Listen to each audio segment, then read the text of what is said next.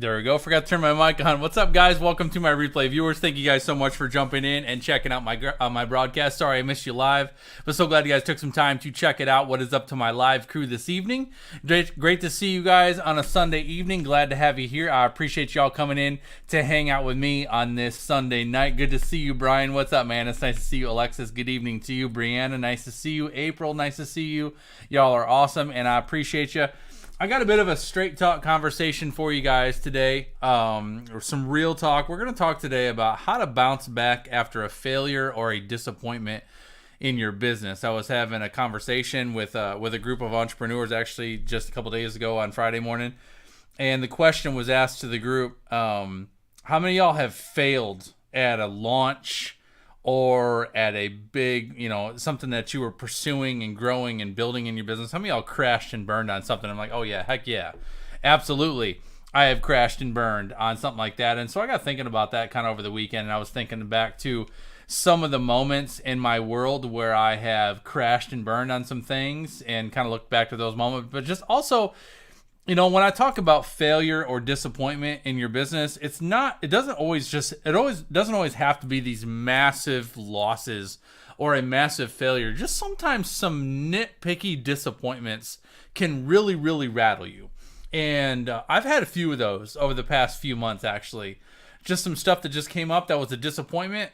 And if you let it grow into something bigger than it actually is, it can really, really rattle your mindset. It can really, really stall your progress, and it can really, really cause more damage than is necessary for it to cause. So I want to talk today about how to bounce back after a failure or a disappointment. That is our topic and conversation for this evening. I appreciate all y'all coming in to hang out with me this evening. So grab your pen, grab your paper, grab your favorite evening beverage, whatever that is. Cheers and good evening to you. Hang tight, and I'll be right back with you. Hold on, all right?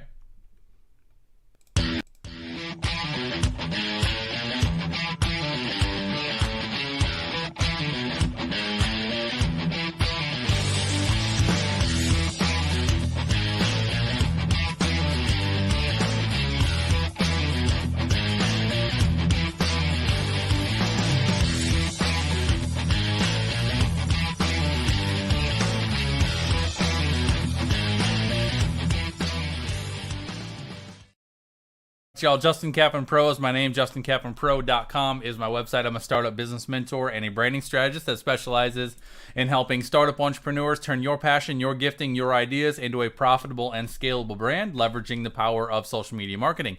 If you are new to me, welcome. I am glad you're here. If you're watching me for the first time, I would love to know if it is your first time. If you want to give me a hashtag first time in the chat stream, I would love to know that you stopped by, and my crew would certainly love to make you feel welcome. And then also, all you guys that are watching this on the replay, you're pretty cool too. And I do appreciate you stopping by to check this out. If you want to drop me a hashtag replay in the comments, I do see all the comments and I do respond to those as well. It means a lot to me that you stopped by. I know you have options for where you spend your time, so I very sincerely do appreciate you spending your time watching any of my content.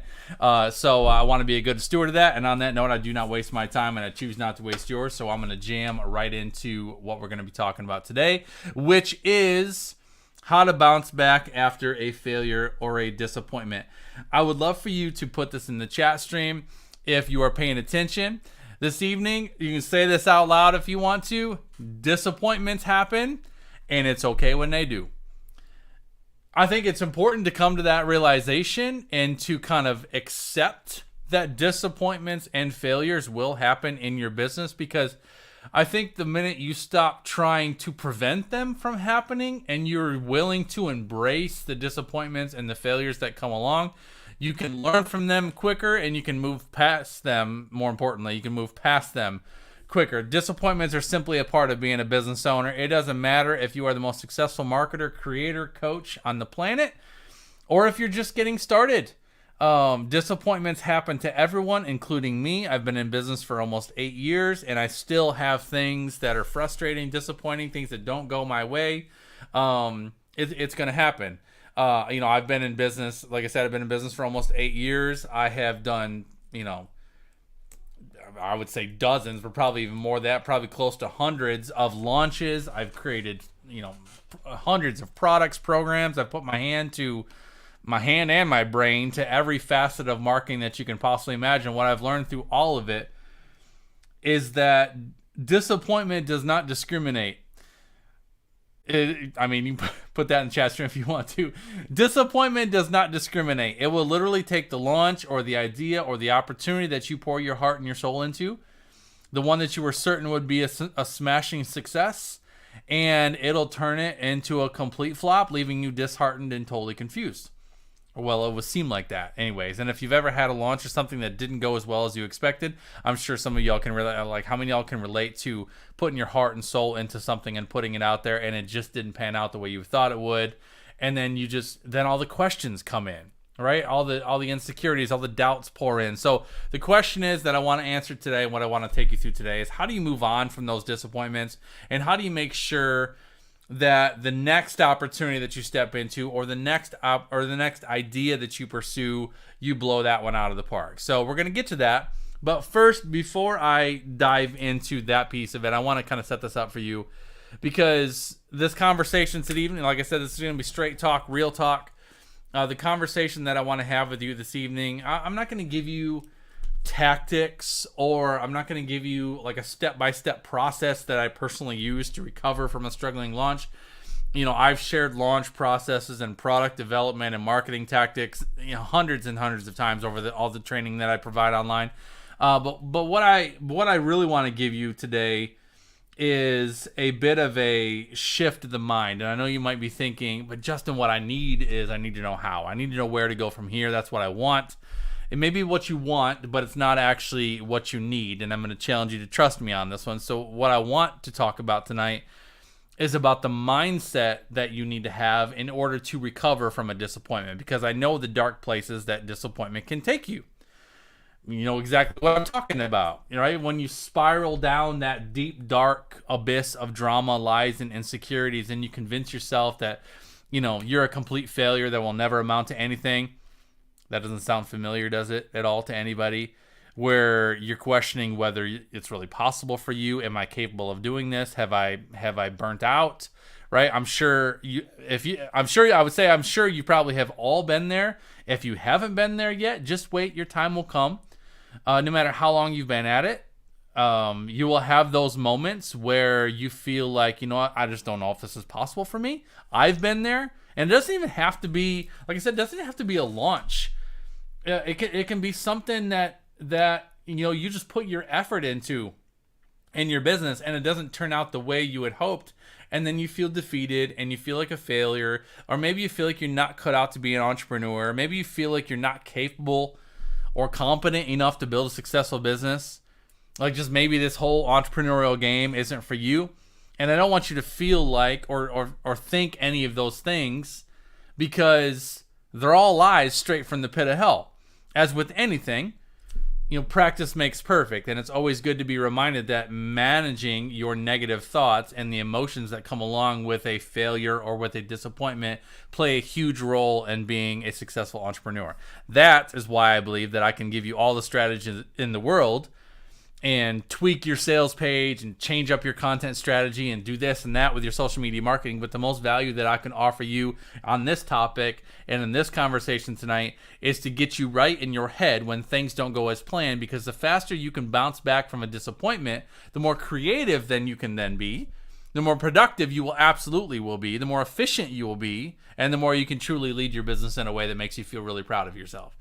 So when you stay in this low-level frustration or possibly even depression or overwhelm, that's kind of like a cloud that follows you after a disappointment, your vibe and your frequency drops down so low that it's hard to bounce back and pick back up after that. And that's what I want to make sure doesn't happen. So let's speak hypothetically for a second. All right, so let's say a launch totally flops.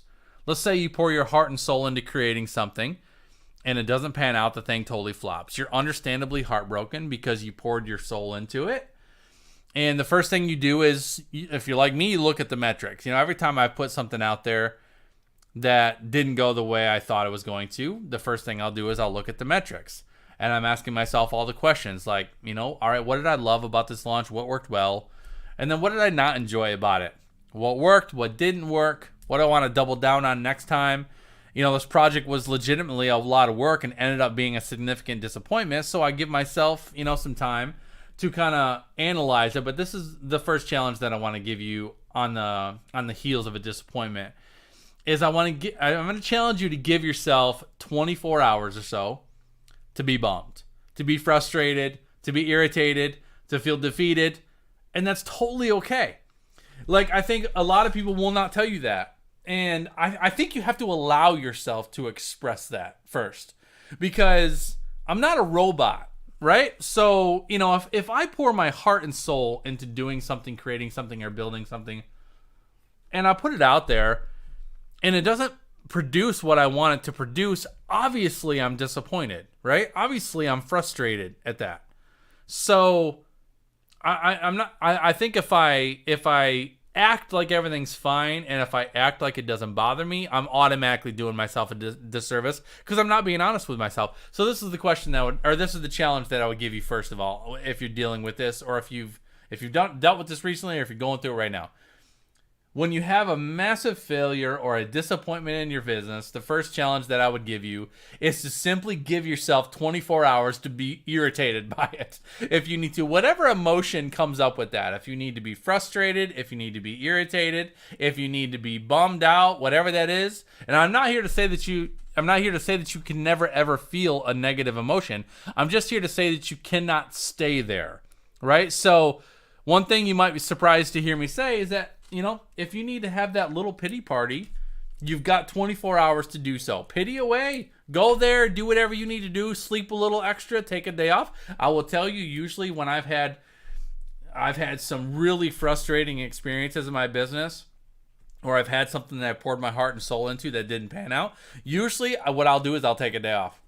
I'll take a day off, and I'll do something fun. I'll do something that I don't have to think about my business whatsoever, and I can be irritated. I can call up a friend if I want to and just kind of rant about it a little bit.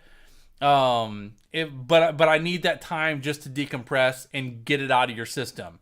But then it's time to get back in the game. So in this case, this first step, if you want to call it a step, is you literally give yourself a cutoff time. Like, all right, I've cleared that out of my system. I've recognized whatever it was the experience was, and I'm going to let that thing go. Now I'm going to move on. And now I'm going to get past that, and I'm not going to stay in that. So, because a lot of people, after a disappointment, you'll start with that, say, first 24-hour period, and you'll be like, I can't believe that went that way. That's so irritating. It's so frustrating. I can't believe whatever.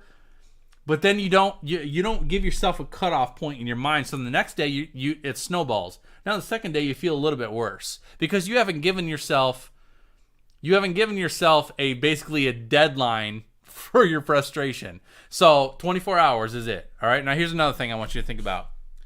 Whatever you do during that 24-hour period, if you want to have one, which I've had many, all right, even after the pity party, whatever you do not compare your disappointment to previous experiences or projects that performed better.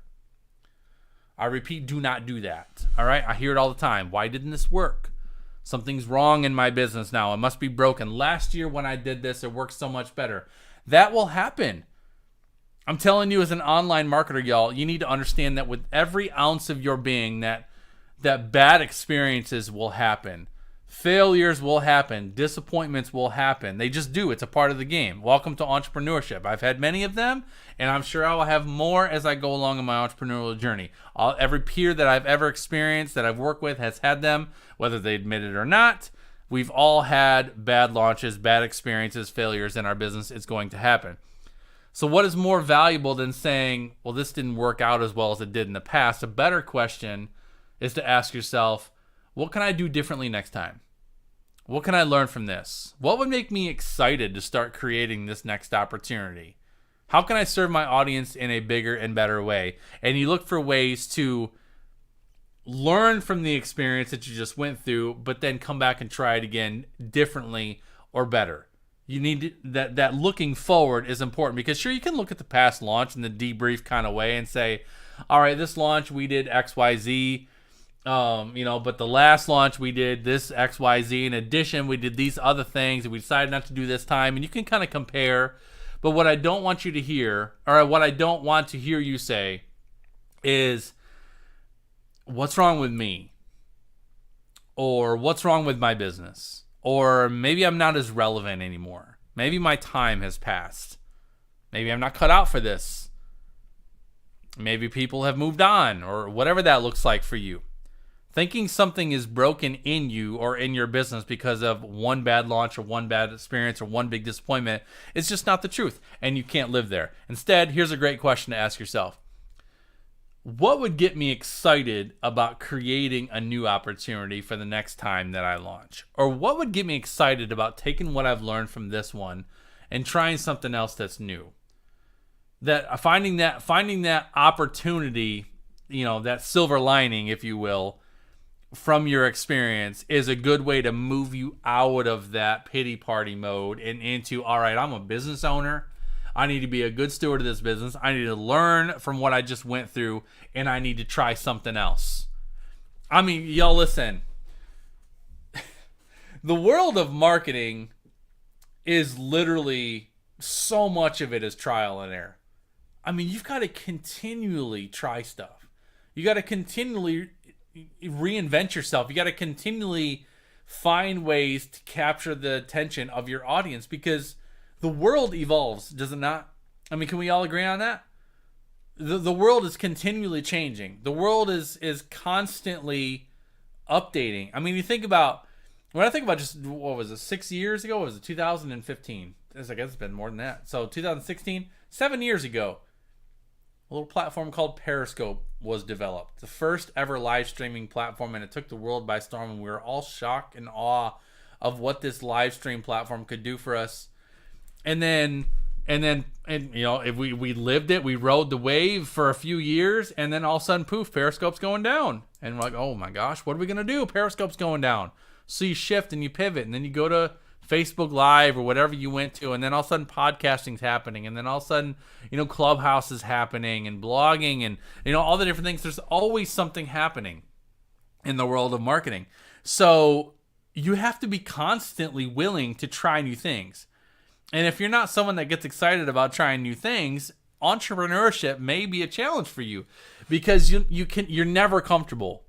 You'll never ever be comfortable in entrepreneurship. You always have to find ways to re-engage your audience. I tell you what, y'all, I have learned so much more from the things that I have tried and failed, or tried and done wrong, than from the things that I've done right. Because something happens when you go through a failure. It's like, the failure is literally the fuel that your business needs to grow. Because this is what happens. This is such an important point. I want you to get this. When things don't go your way and you go through a failure, it forces you to think differently. Y'all agree with that? It forces you to dig deeper for ideas, to brainstorm more than you probably would have. And that's when a lot of the ideas that are really anointed for breakthrough are born. Tony Robbins has a great quote that says, in life you either need inspiration or desperation, and usually it's the latter. So we have to remember that, some of our most significant breakthroughs and successes can absolutely be born out of the lessons or in the season that we go through of failure and disappointment, but only if you keep moving forward looking for opportunity rather than looking backward at what went wrong. The lesson that you're learning is right in front of you. It's not behind you. It's happening right now in your hands, in front of you. And so often we hear about being present in our personal lives or with your partner or with your family, but it's just as important to be present in your business. And dwelling on whatever has happened in the past takes away your focus and attention from what's happening right now in front of you. So that piece about recognizing the power of that experience of going through failure, because it really is powerful. I think it's some of the best ideas that I've ever come up with. Some of the most successful things that I have ever done in my business have been born out of seasons of desperation, where, I was in a tough spot, and, going through something, or had just gone through something, tried something, didn't work. And it forced me to get uncomfortable, essentially, and to come up with some different, bigger, newer ideas that I would have otherwise never thought of. Because when you're comfortable, you don't think big. Y'all agree with that? I mean, when you're comfortable, you usually go through the motions. When things are going well, even if it's just pretty well, not like really well, but even if things are just going kind of pretty well and you're experiencing any level of success, usually you just kind of coast and keep doing what you're doing. But the only way to see a great pivot or a great shift in your business or in your marketing or in your strategy is usually when what you were doing doesn't work anymore, or some significant thing changes, and it forces you to be like, holy crap, what's going on? That didn't work anymore. What do I do now? How do I move forward from this? What's my next step? And a lot of that is in the unknown. The unknown sucks. I mean, I don't personally like it. I'm so glad, Tasha. I love you being here, buddy. I appreciate you. Does anybody like the unknown? I don't. I mean, some of y'all may. I do not. I mean, I really wish the Lord would just show me what's up and just tell me what's going on. But if the Lord showed me every next step that's coming in my path, if he laid it all out for me, where's my need for him in the equation? There's a faith factor in that. There's a trust factor in that. There's a sacrificing of my will that needs to be laid down where I say, all right, Lord, I trust you. I don't know what we're doing here. I'm gonna listen to your voice. I'm gonna follow the prompting that you're giving me, and I'm gonna try some things that are scary. I'm gonna try some things even though I don't have all the answers. One of the best pieces of advice I could ever give you, and I've been saying this for years, is make moves without all the answers. If you don't take anything away from this entire conversation that I'm having tonight, take that away. Make moves without all the answers. Try to get yourself super sensitive to the leading of the Lord, where when you get a prompting for an idea, you act on it fearlessly, knowing that there's some stuff that's going to have to be figured out along the way.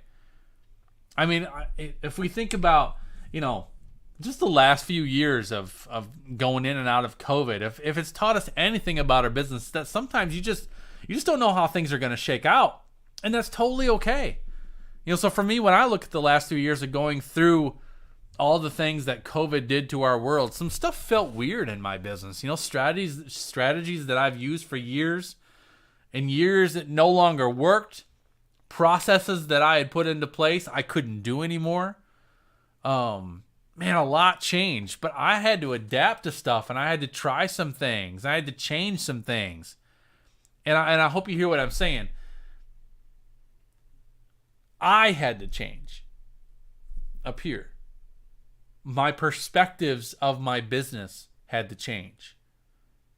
I could not continue to operate my business the way I was used to operating it, because the world that business lived in was changing. And if I wanted it to continue managing it the way I had always managed it while the world around it was completely changing, it would have never survived. And for quite a while, it felt a bit harder to do things that I've always done. Things that came effortlessly to me in the past were all of a sudden super difficult. And things that were, producers of revenue and producers of leads and producers of new clients were no longer producing those things.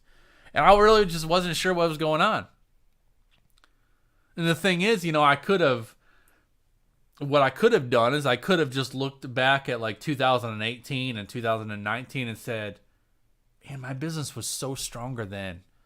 Or I was really in my zone in those years, and now I'm not. Or, man, I wish I had what I had back then. I wish I had that now. But that's what I'm telling you guys. You can't, whatever you do, whatever struggle you go through, don't compare your current failure to past successes and say, well, last time I did this X. I could have gone through 2020 and 2021, even 22, and said, man, it's just it's not working the way it did in 2018. My audience isn't the same as what it was back then, or my conversions aren't happening as quickly as they were back then. Because what I'm doing is I'm looking at the situation that I'm currently in, and I'm making it mean something about me or my business. Like I literally said, okay, what's the lesson here? What do I need to learn here? How do I need to adapt to the way the world is now? How do I need to change? And one thing I'm very good at is I'm very good at staying present with what's in front of me. This is what I've got going on. What's the real of this? What's the truth of this? This does not mean that my business is in a spiral. This does not mean that I'm incapable. This just simply means that I'm in a new environment and I have to adapt to that. Taking that approach allowed me to take a step back and look at my business from a different perspective and make some really exciting decisions about how I wanted to move forward in my business. And honestly, I've never been happier in my business. Do I run my business now the way I did pre-COVID? Heck no, man. It's a completely different model. It's a completely different business. Are there different challenges? Yep, absolutely. But are there things that I love about it? Absolutely. I couldn't be more excited about the state of my business and the direction that I'm headed right now. And that would have never happened if I didn't experience the disappointment and the struggle that the COVID years brought so many of us, and then stay present with what was happening versus make it mean something terrible, which it absolutely didn't.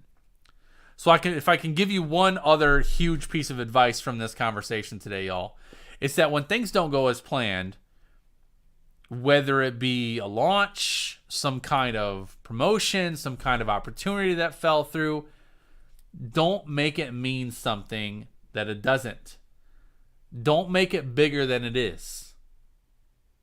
I really want you to get that. Don't make it bigger than it is. And don't look back on the past and compare it to something that you've done that was, let's say, better, and think that it means something about your business today in a negative way. Write this down if you're taking notes. Be very careful of putting meaning to a disappointment. Because like I said in the very beginning of this conversation, in every single business there's going to be failures. Some big, some small. It's a part of the process. Disappointments happen, right? But you staying present and you learning from the lessons and you creating from a space of opportunity based on what you've learned, that is what will keep you in the game and keep you moving forward for the long haul. All right? So cheers to that. Cheers to you. Cheers to new opportunities. Cheers to new goals. Cheers to a new refreshed mindset moving forward.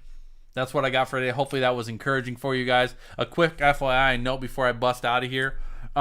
Next Saturday, so in, what is this, 6 days? I think it's the 11th. Let me look at my calendar a second. Yeah, on the 11th. On the 11th, I'm going to be doing a masterclass, and it's going to be bomb. It's called Core Motivation, and it's a discussion around what fuels you. Some of y'all may have gone through this training with me in the past. It's probably been a couple years since I taught it. But core motivation is powerful, y'all. And, motivation is a fuel source that you can learn to tap into on demand and motivate yourself on demand. The problem is, first of all, most people have no idea what they're actually motivated by. You may think you do, but you actually don't. And I can promise you, every person I've ever taken through this training, with people that have had conversations prior to the training, asked them what do they think they're motivated by, and then I take them through the training, and nothing that they thought they were motivated by was actually on their final list. They realized that they're much more motivated by different factors. So most people don't understand what they're actually motivated by. The second piece of that is most people don't understand what their demotivators are. Because your demotivators are in most cases what keep people stuck. So this upcoming Saturday, March 11th at 9 a.m. Eastern Time, 8 a.m. Central, I'm going to be teaching a class. It's going to be a master class. It'll be live on Zoom where we get to talk to each other and I get to hang out with you and I get to teach you and have some dialogue with you. I'm going to teach you core motivation. I'm going to help you uncover your core motivators as well as your primary demotivators. I'm going to teach you how to identify both of them and learn how to leverage them so that you can actually tap into motivation on demand, no matter what you're doing or when you're doing it, how to find that core motivation to drive you forward towards your goal. So I'd love for you to check that out. You guys can go to my website, JustinCappenPro.com/masterclass, I think is what I called it. Yeah. JustinCappenPro.com/masterclass. Just want to make sure that's the right link. Yep, that's the one. /masterclass. You can check that out. I would love to have you guys there. Saturday morning. It'll be bomb. No, that's not working. Hold on. / what did I call this? Maybe I call it core motivation. That didn't work either. I'll have to check that link. I'm going to check that link right after this broadcast. I'm going to make sure that link is working. But JustinCappenPro.com/masterclass will be the link. You guys can check that out. I'll post the link here in the broadcast too, so you can easily click it there. But I'd love to have you join me. It's going to be sweet. All you guys that are in my inner circle, you guys already got the notification for that to join into it. So I'll hopefully see you Saturday. But I hope this conversation was a good one for you guys. That's my thoughts around how to bounce back after a failure or a disappointment in your business, because it is very real. I hope you have a blessed week. Get about your goals, get about your day, get about the things that are important to you, and I will see you guys all around the web, right? Take care and God bless y'all, and I will see y'all later, right? Bye-bye.